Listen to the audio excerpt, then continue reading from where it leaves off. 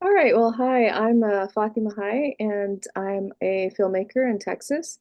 And I usually make kind of artsy, edgy, philosophical stuff. I teach philosophy for a living and humanities as well at the local colleges. Uh, Awesome. Yeah, so I mean one of the questions that I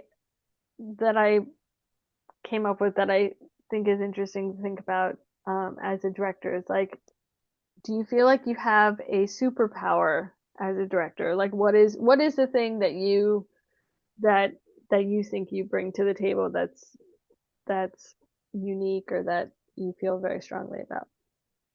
oh, great.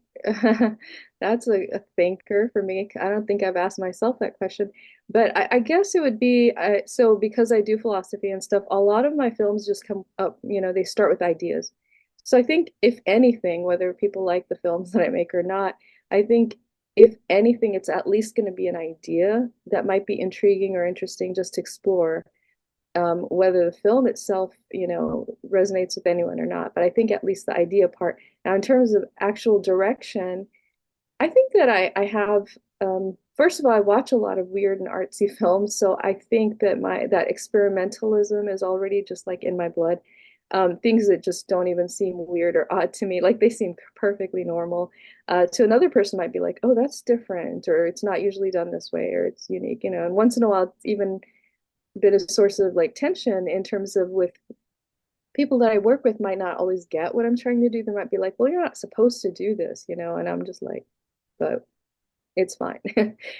So I think in terms of the physical production, I think just that I would see things in unusual ways or not typical ways. Like I'm familiar with the usual setups that you're supposed to have, but I don't always follow those.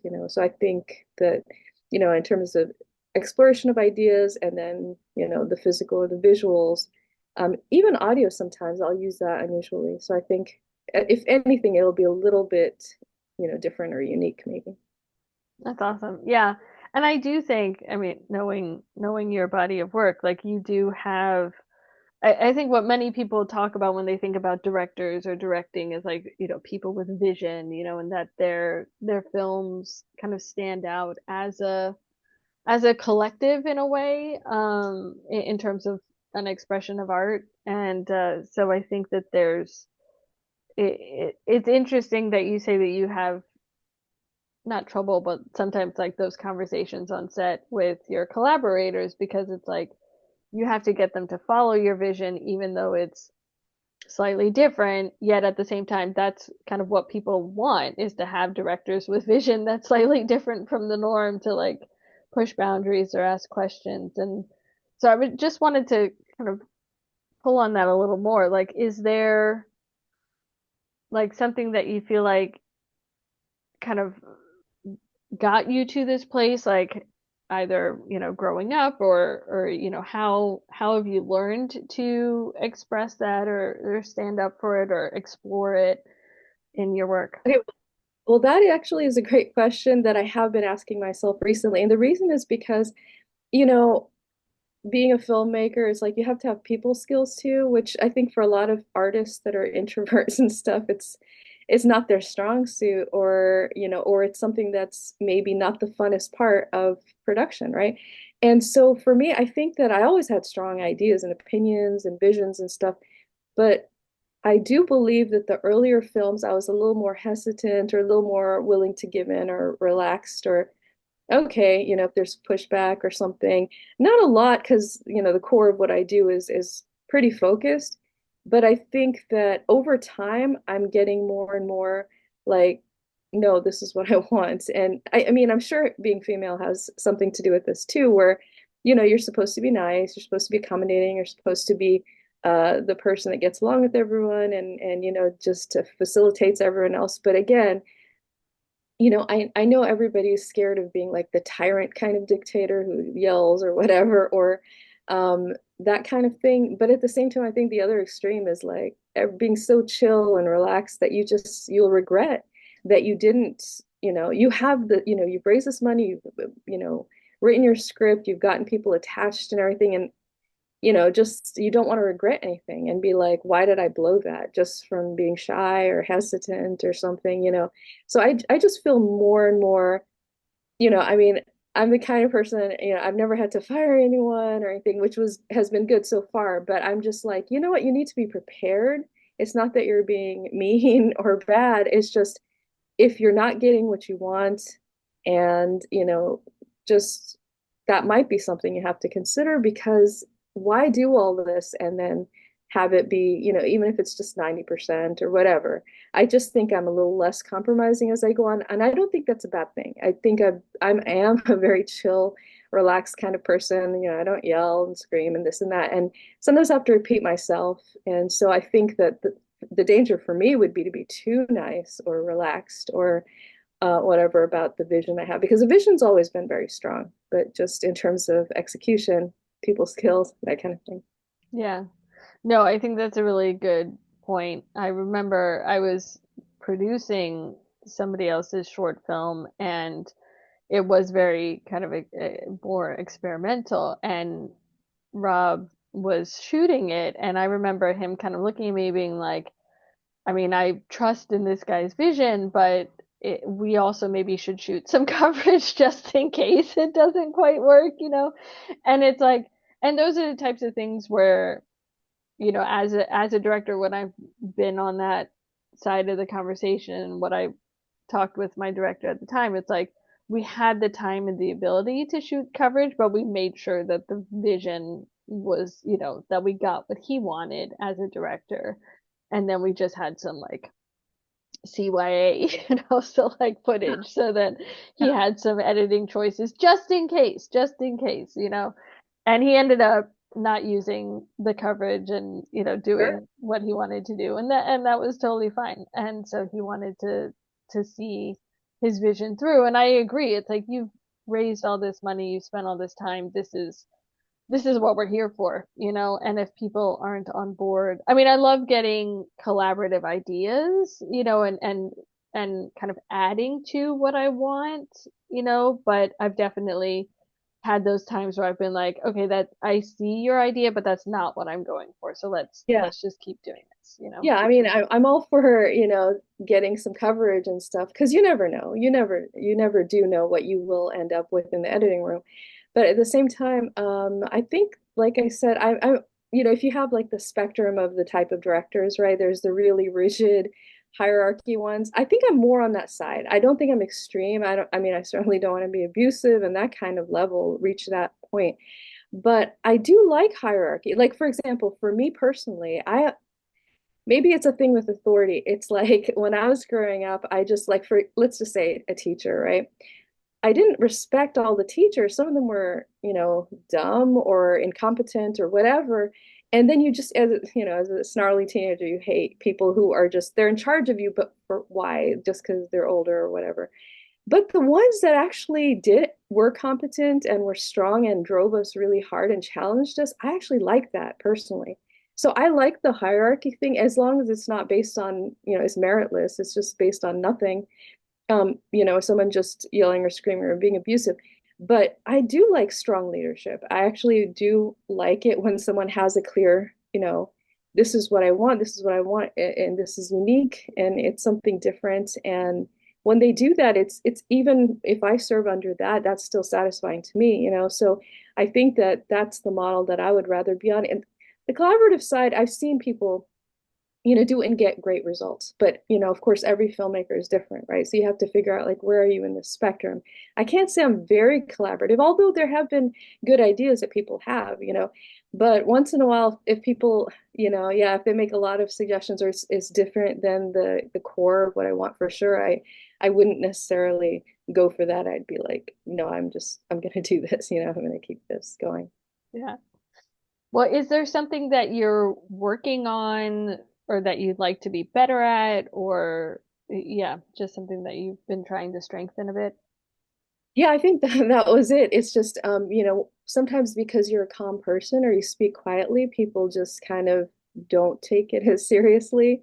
Not everybody, but there are just people, different people react to different things.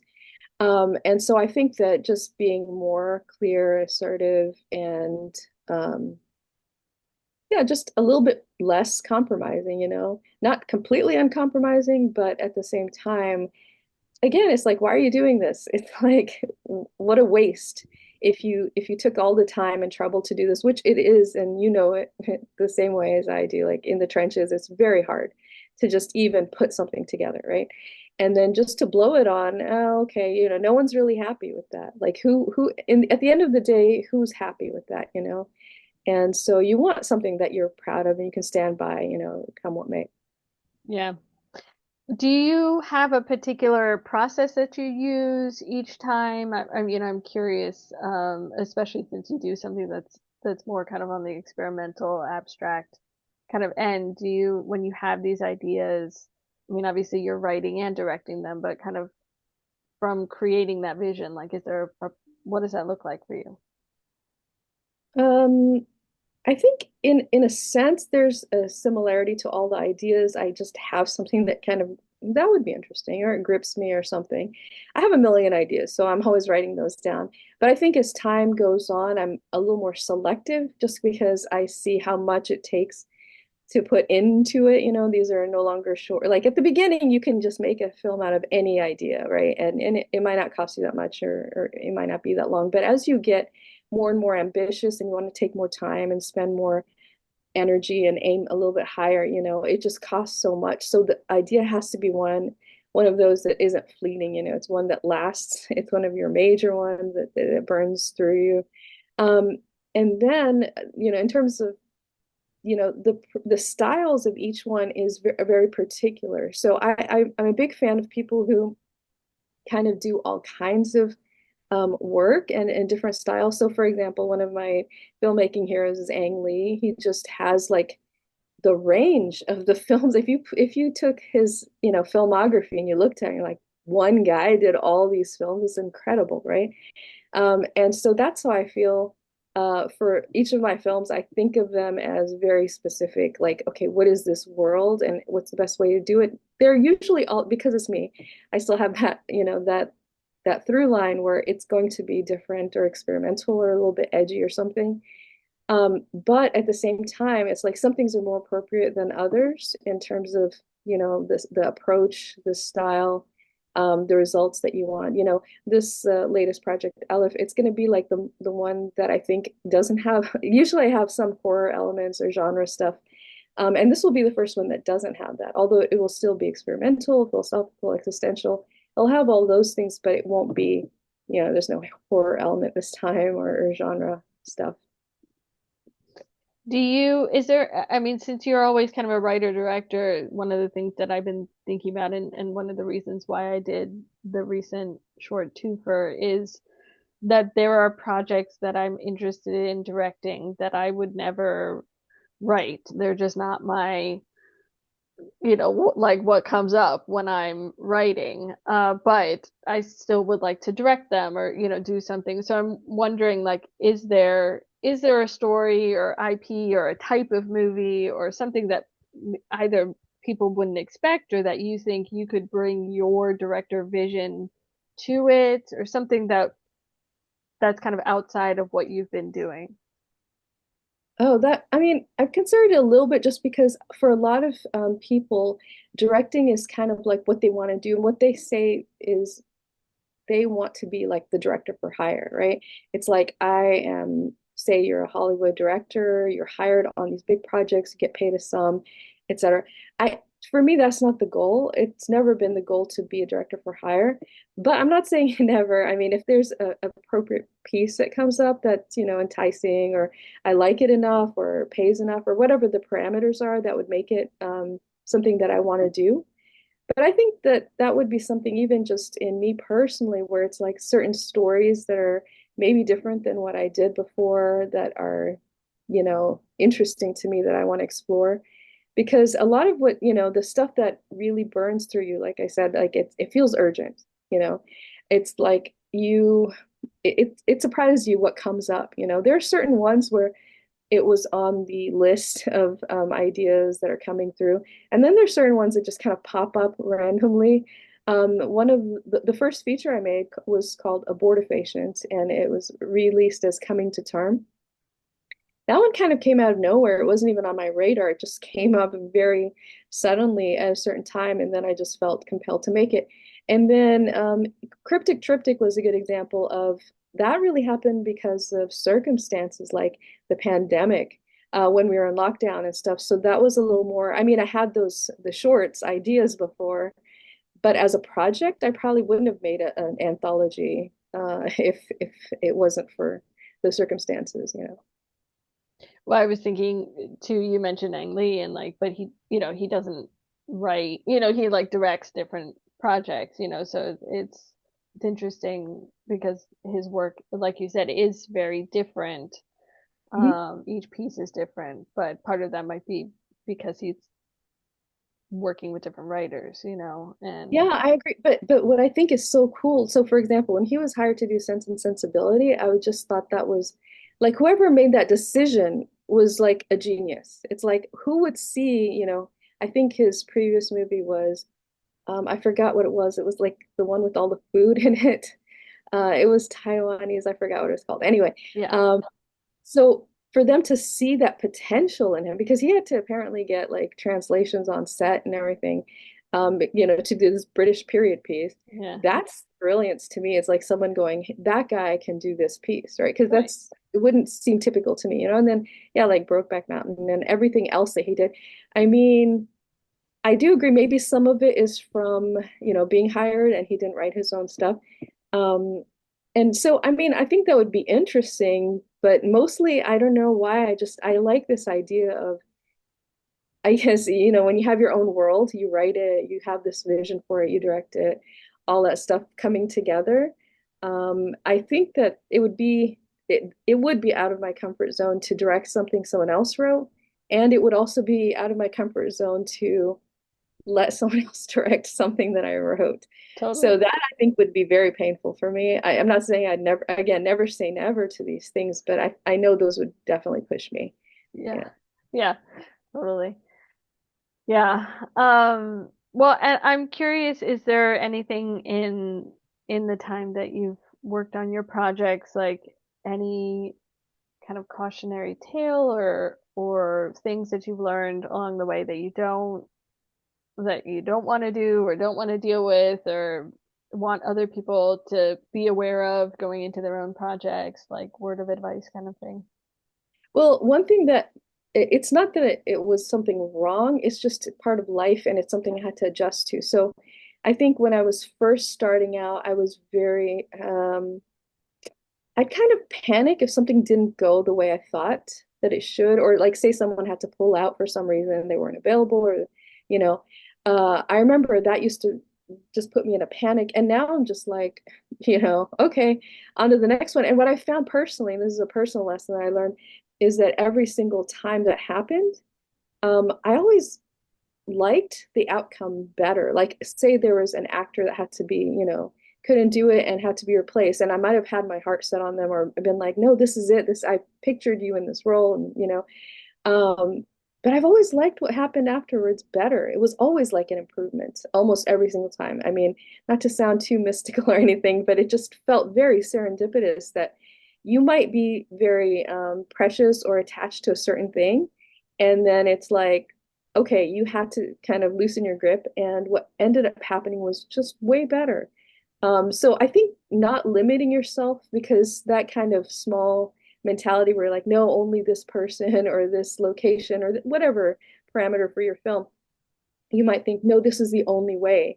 And if it doesn't happen, I'll be heartbroken. I'm not saying not to try, but when that happens, it's like, but have that open mentality that, something else could be an adequate replacement or maybe even better than you thought, you know. And so I think that that gives you some reassurance and confidence in the flow of things, which you have to be, especially at our budget level. Things aren't going to go exactly how you think. Definitely. Yeah, definitely good kind of indie filmmaking advice. You kind of have to adjust. And really any at any level, things don't always go Yeah. the way that they're supposed to go or, that you have in your mind. Um But is I think the difference though is that, like, say, other things that don't go as planned, like you're in traffic or class you take or whatever, it doesn't feel so personal because, you're not kind of in charge of it. But being an artist means you're putting yourself out there. It's, it feels very personal when something doesn't quite go the way you think or whatever. And you can take it very personally. You could say, what does this mean? What is this? Maybe this project is good or bad or whatever. You can make, have certain feeling towards it again with your attachments. So I think it feels quite personal and that you should not limit yourself when those things happen, when those challenges come up. Yeah. You mentioned budget level, and I know your most recent, or the project you're working on now, is kind of at the highest budget level, right? That you've kind of been working towards. And I'm curious, when you look back on project to project, or kind of what you think about, like, do you think about after this project, or like, do you think about as a director, the work that you're doing, kind of, do you want, does it feel like it should stay on this kind of trajectory of bigger and bigger projects, or do you have, how do you think about or conceptualize that kind of stuff as like a body of work? Oh, that's a great question because, well, for sure before it was almost like the process for me. It was like you start with a short film that's like $20 and 3 minutes long, and then you keep going. And each time, and that's what I would recommend to students, like if I talk to people who are just beginning or interested, it's like start with something small, build on it, and then keep going, set your sights higher. I think I still want to do that, but the big change recently has been budget. Just because, with all the AI stuff, there are just like entire sectors of industry that are almost being wiped out just because if you had to pay someone to do this before or you had to manually do these things, and if AI can just do them in like a split second and for free, or if you pay for some of the stuff that's out there, the proprietary stuff, um, it's kind of like I think, of course it's scary in some ways, but then there's also, we have to rethink what do certain things mean? What does it mean? What does education mean now in a post AI type of situation? And you're an educator too, so I'm sure that's occurred to you. Same thing with film, right? What does it mean now? What is it that we value or that we want to pay for? And I think that the old, even as we see a lot of jobs from like California going out and people dismantling certain parts of the industry, what does it mean now to like, does it matter anymore to have as big a budget? And I think that would be a positive thing. I've personally never used AI so far, but I'm not, I don't think it's the scary existential threat. It's still a tool, and we do have to adjust. We have to make changes in terms of, well, if people have these things at their disposal, it should be a positive thing. It should be a good thing. It shouldn't be, you know, yes, of course, in the short term, any technological development will be painful because it's like we're used to doing things a certain way, right? But then when we adjust, you just have to go deeper and go, what does it mean to make a film now? By the way, we're already kind of halfway there. Every person that I know, every young person is a filmmaker and they're a content provider. I mean, little kids know how to be on camera. Like back in my day, it was like not everybody was comfortable in, being interviewed or being on a camera or talking in public or public speaking, right? Kids nowadays are just like born with the idea that their lives are, being publicly broadcast at all times, right? So they don't have those same hangups and things that we did. So again, just what does it look like to make film? Like who is it for anymore? What would we see? What do we care as consumers? Like, do we care if something's AI or not? So far, I still want to see real stories from people. I think that, maybe it's going to be, we might end up where it's kind of like having something being homemade versus, just bought from the store. And so, is there an audience for that? Are people willing to pay and see some, non-AI stuff and all that? So anyway, so to circle back to your question about, the budget, yeah, before it was like there was like a plane that was a trajectory that I wanted as for myself. But now that's kind of been thrown for a loop. What does it mean now to make the type of film? Like I feel like we still want to do things the old-fashioned way for this film, although we might use, filmmaking as illusions, right? So I do want to use some experimental things, like for example, multiplaning things and using, I still haven't gotten to AI. Like I said, I've never even used a green screen so far. So far I've been very, I think nothing on the CGI or AI level. But again, I'm not opposed to it. I think for this film, we're still in that crossover space where I'm not jumping in with both feet, but I still do want to be experimental about the methods that we use. So we'll figure it out. We're still in pre-production right now. So we'll see where that ends up. Yeah, that's very cool. Yeah. No, I think that's a really great uh point too about AI and this idea of I hadn't thought about this kind of metaphor of like store-bought versus homemade and again, I think that it's an interesting question of kind of what does it mean to be creative, in an AI world. Um, so yeah, I uh I don't know. And it's obviously the industry itself is kind of reeling.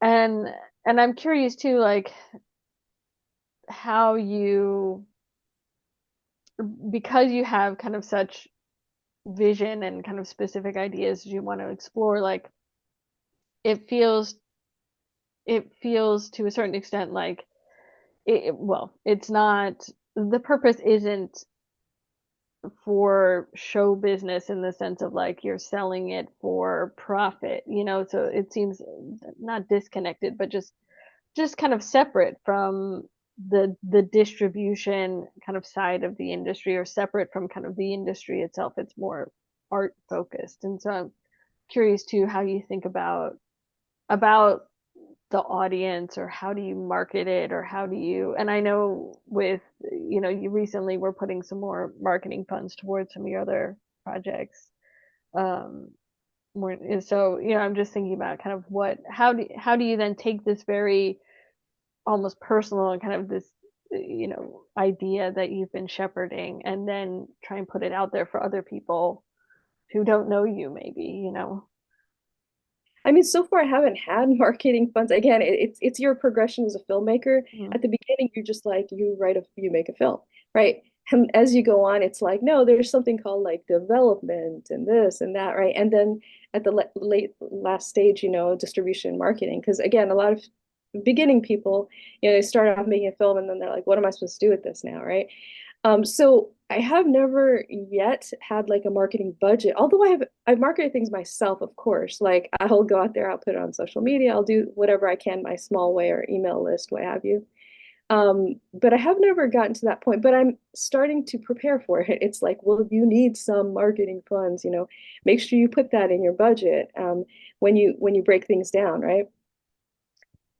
So I mean, going back to why do we do the things that we do? I mean, I think it takes all types. So I recently made a post about, indie film and stuff. That was kind of like to praise indie film, but it wasn't to say that you don't need people who are financiers and who want to make money back, right? That's a legitimate part of the industry too, of course, right? Because they know what the trends are and what's going to get a return. And, people get into things for different reasons.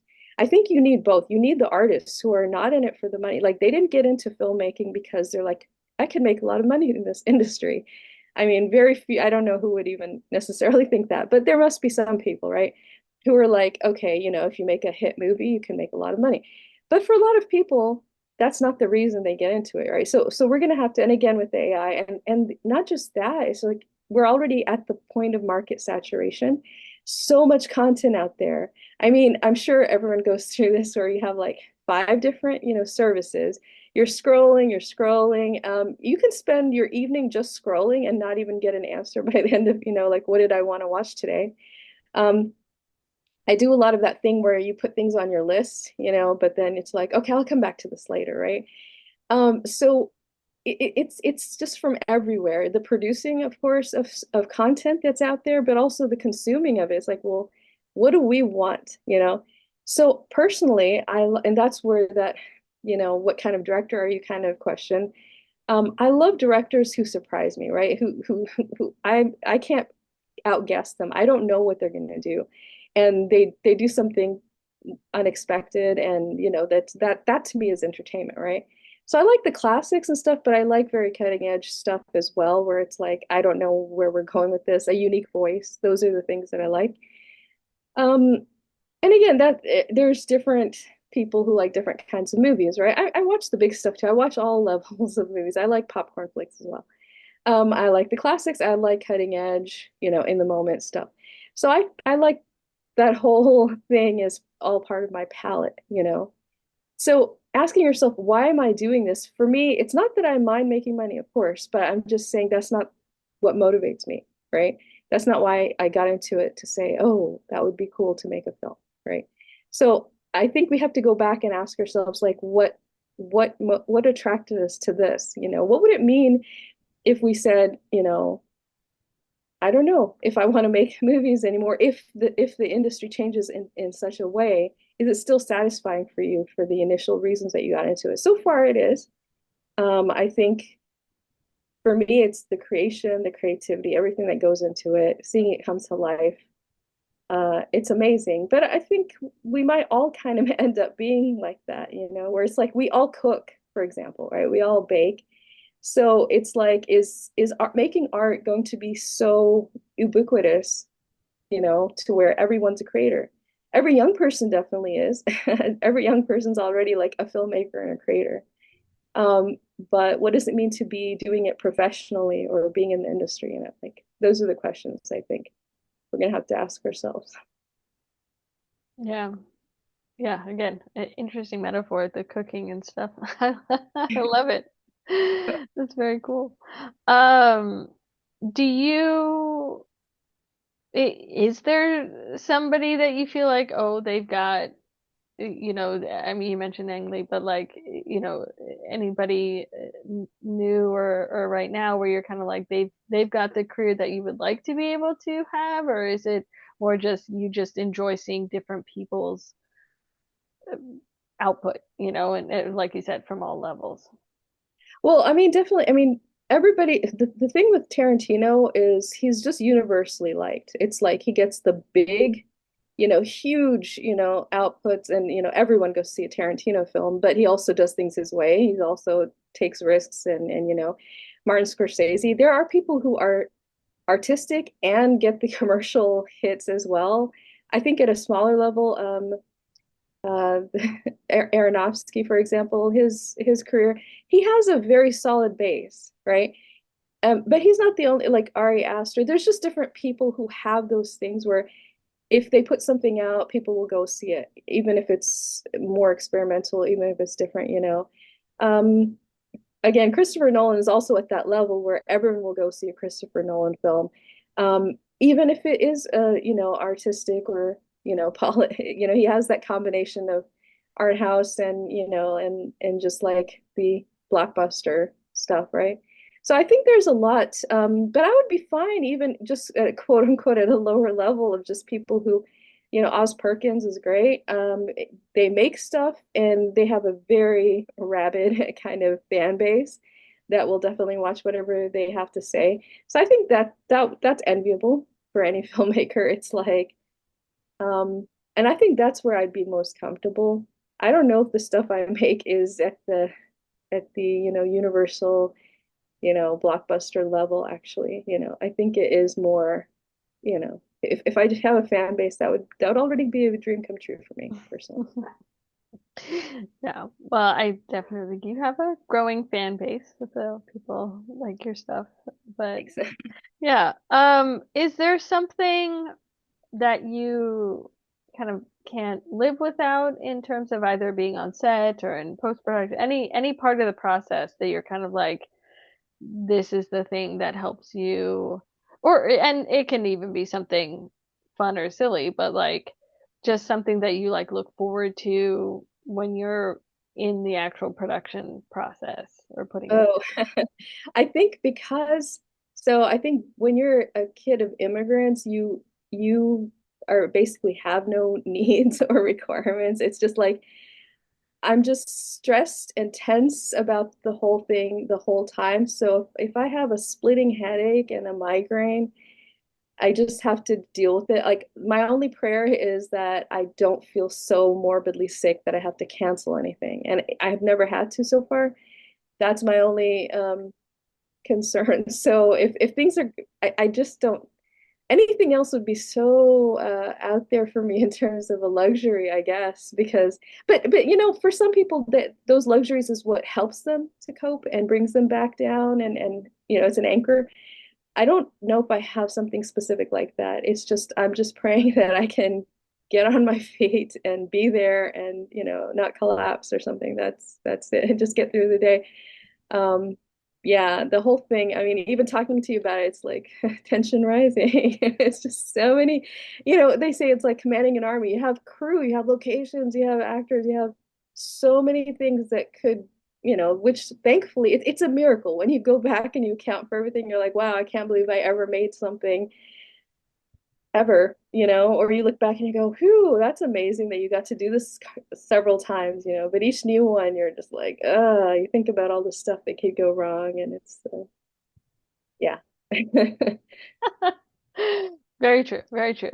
Is there a way that you decompress then from from this whole thing? Do you ever let the tension Um, go? oh yeah, so say after shoot day is wrapped and you go home and you just, I mean, I mean, I remember there was someone that came in kind of as a guest extra, and they almost couldn't walk the next day because physical production is like very taxing. I think they had another health issue that they didn't realize until like they were standing there for hours. Physical production is so difficult. So I think mostly I know that you just ache in a way that you don't normally, like your feet and stuff. You know, I mean, I teach and stuff, but it never gets to that level. I mean, it's just a total collapse. So I think it's just you don't care what you I hate to say it, but you it's just very self-indulgent those days. You're just you don't care what you eat, you don't care what you do. You just sit there like a zombie and just let your feet like recover from your feet and your back and stuff.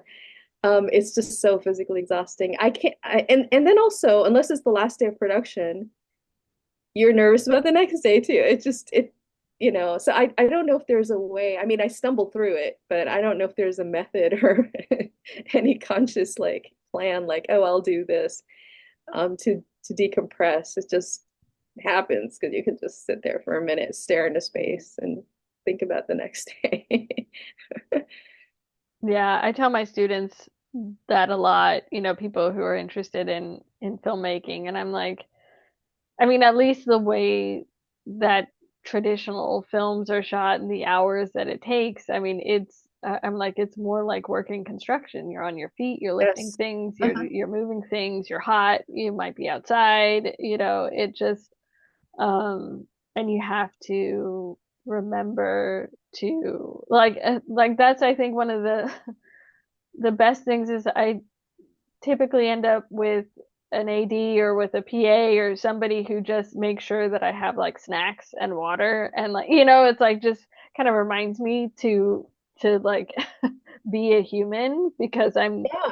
just so like mentally Oh yeah, focused, for you know, sure. and like yeah. You have to take care of yourself because like you said, if you don't, it's like you're risking getting your migraine or, you know, just feeling like you're going to collapse or something. And the same thing with like on set. I think, for example, a good PA understands about, you know, food and hydration and all those kind of things. And they offer like a balanced variety of food because I've had some, you know, someone who is a little less, let's say, experienced. They might just be like, just get pizza every day or just snacks, or they might be young and have the metabolism and just like deal with that. It's like even actors and stuff, you know, a lot of actors are very conscious about what they put in their bodies. You know, they have to appear on screen and have to look a certain way and stuff, and they're trying to maintain stuff. But even just energy wise, like forget looks and appearance, but just like even you need some actual nutrients, you need some veggies and fruits and all that stuff, you know. So it's like someone who has experience knows like you don't want people who are tired or just in a food coma or something after lunch, and you need energy to keep going, you know. So yeah. Yeah, definitely. Are you able, this was something that came up in the previous talk that I had had, like, and it's something that I've been working on or thinking about a lot. Are you able to appreciate your own accomplishments? Like you were talking about the kind of looking back on and thinking about, oh, it was a miracle that you even, that you got to do this. But like, are you able to feel like, oh yes, like this, I did this, and like this is actually good, or because I feel like there's a mentality in the film industry, and especially in LA, where it's like you're only as good as your next project, and so people are kind of like, oh yeah, I did this, but like it's all about what I'm doing next, and they kind of almost like dismiss the work that they've done, or I mean, obviously there are people that use it forever and they're like, oh, well, I did this one thing one time and Right. that must mean I know what I'm doing. But I find it more often like, at least in myself, there's an erasure of like the positives and I only focus on the things I need to get better at, or the things that I want to improve or do, and so I've had to kind of learn to to acknowledge the things that I have accomplished. Do you struggle with that, or is that something that you're able to sit with? No, I don't struggle with that at all. I mean, partly, I think most of us artists, we have to have a touch of narcissism in terms of you have to feel confident about your ideas and that they're worth something and you put things out there. So I think that, in the act of creation and stuff, there is a precious quality to it. I mean, you're right. I do know people who are like, they've made it and they're so embarrassed of their previous work. They're like, don't ever show that to anyone or whatever. But I don't feel like that at all. I feel like it's a snapshot of, yes, as flawed and as imperfect as all that stuff was, I look back very fondly at everything. I feel so grateful that I did anything, and the artwork is like a snapshot of where I was at the time, what the skills I had, the resources and all that. So yes, it might. I'm not saying it's always like it can be cringy to look back and go, okay, like look at the actual thing. But the fact that you did it, I think that's amazing. I have very fond memories of everything, especially maybe because it's so stressful at the moment. You're almost collapsing. You're dying of stress and nervous, and then to have that all like in to look back at is actually the pleasure, I think, of this. It's like, okay, you can see all the stuff you've done and how you improved and how you changed. And each thing was so unique. Even if, like, say the first thing you make isn't great in terms of you weren't as good of a filmmaker and you didn't have as many resources and stuff, but for its time, for what you were trying to do, you look back on it and you go, that's what I was trying to do at that time. It just reminds you of that stuff. So I don't think I have that problem at all. I do routinely just kind of look back because you kind of need to in a way. I mean, yes, you also need the forward propulsion, the propulsion to go forward. But at the same time, there are many times where even after my first, when I was about to shoot my first feature, I remember just being grateful, like, enjoy this, because what if you never get to make another film? I think like that too. So as much as I push myself to go forward, I also think, what if this is it? What if this is what you end on? What is this last one? So I have that attitude as well. That's interesting. Yeah. Um, let's see. Is there, I think this is kind of like the last of the like planned questions. So again, we can kind of go wherever, but is there something surprising about you or something that you think people uh expect or whatever and then start working with you or see your stuff and they're like, "Oh, that's not something that I expected," or even just in Yeah. who you are, how you live your life. Yeah. Um, it really depends on who they are in a way, Sure.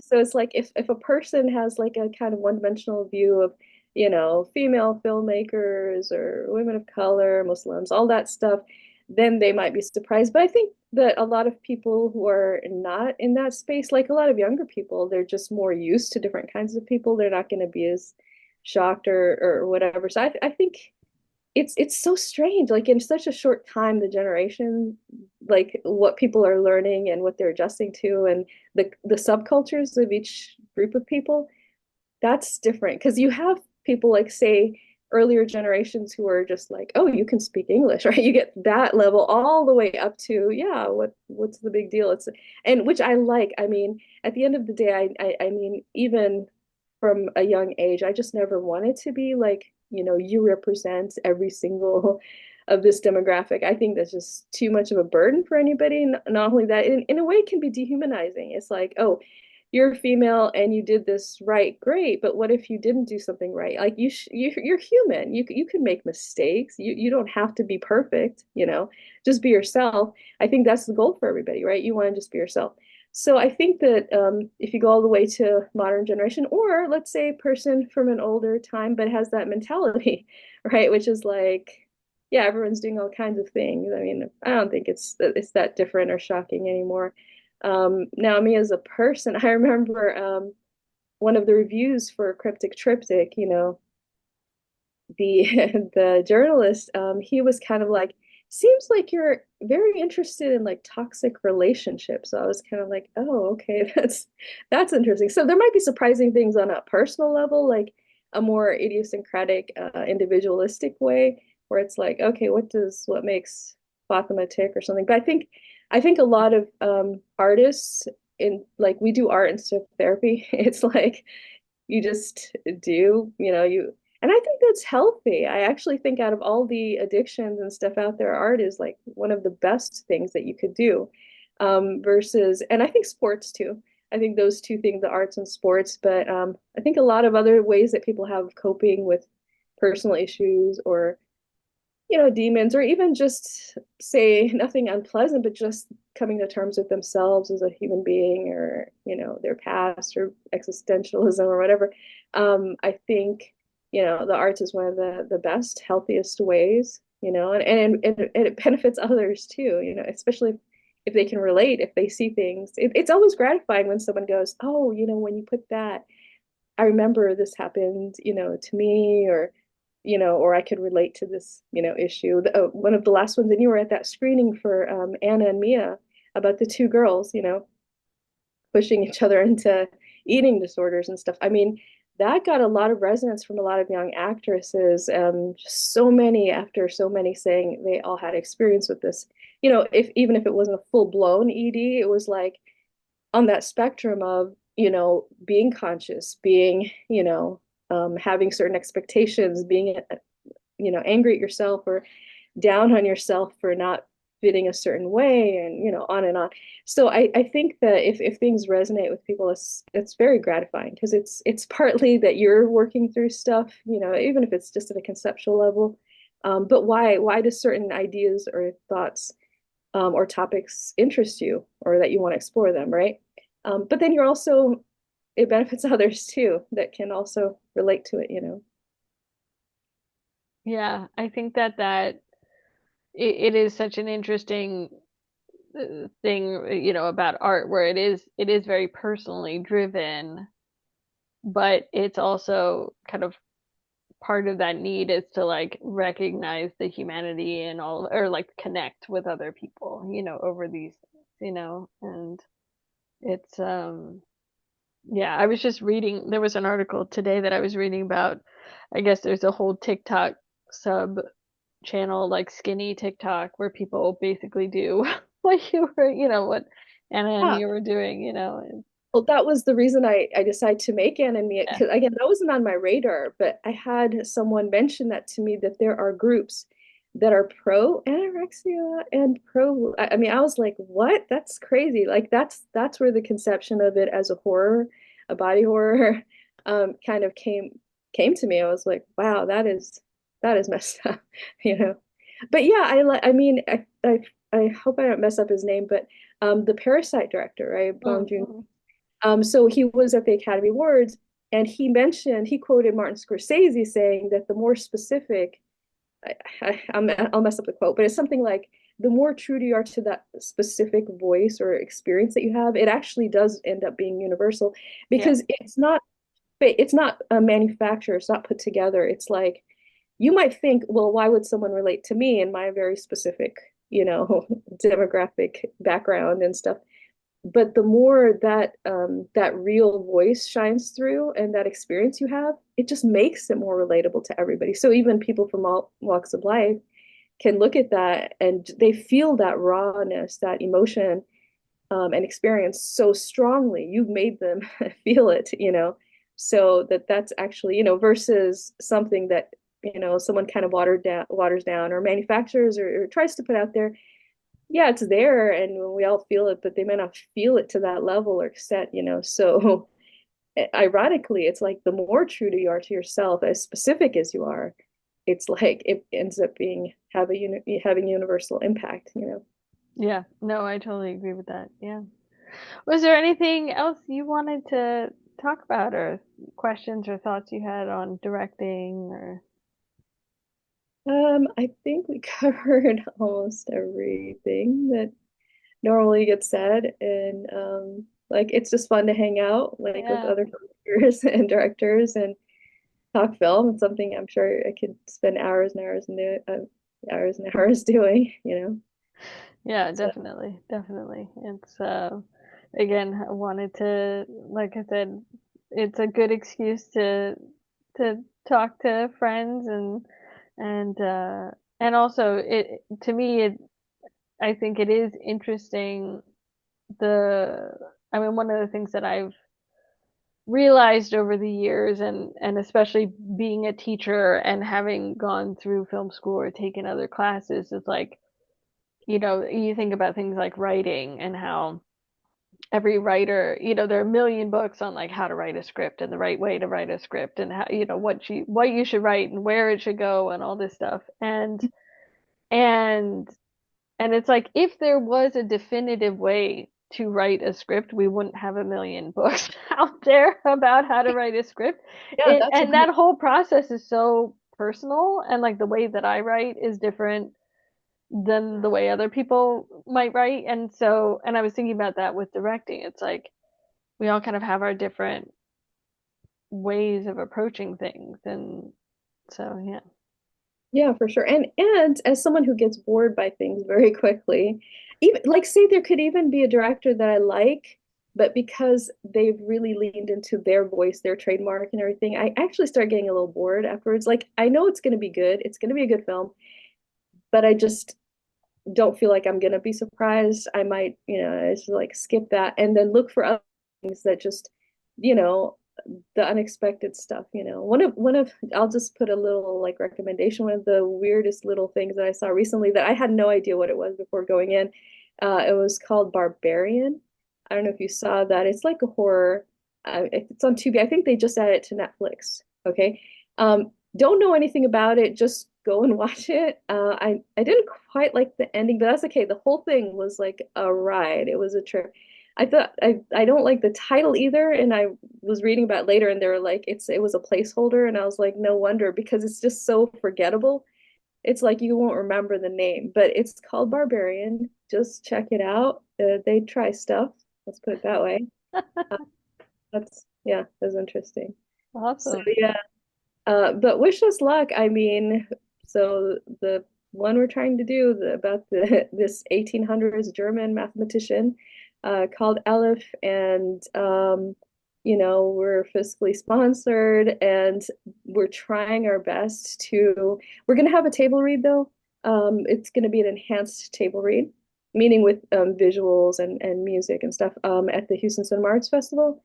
And as we're doing pre-production, but we're trying to use very, experimental methods and stuff to portray this kind of timeline. The way I have envisioned right now is kind of a little micro history of film approach, where it's like through the different decades that, go through his life, we want to kind of resemble that type of film. It's not like the first thing that's ever, done that before. I've seen other things try that, but that's kind of the approach.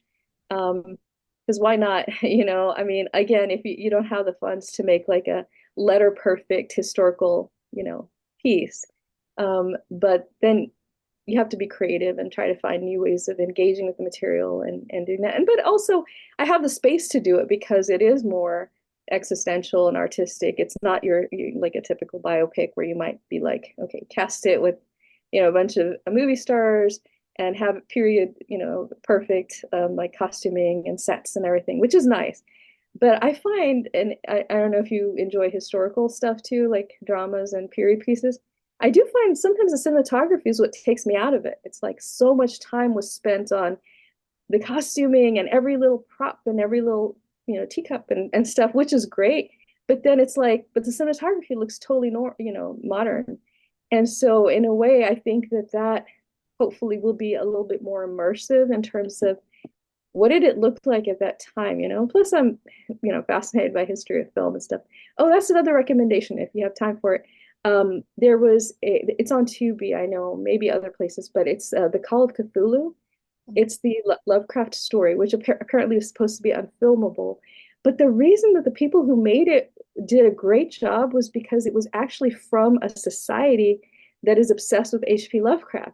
So you get people that are already, they have all the history, prop material, they have like a little museum and stuff.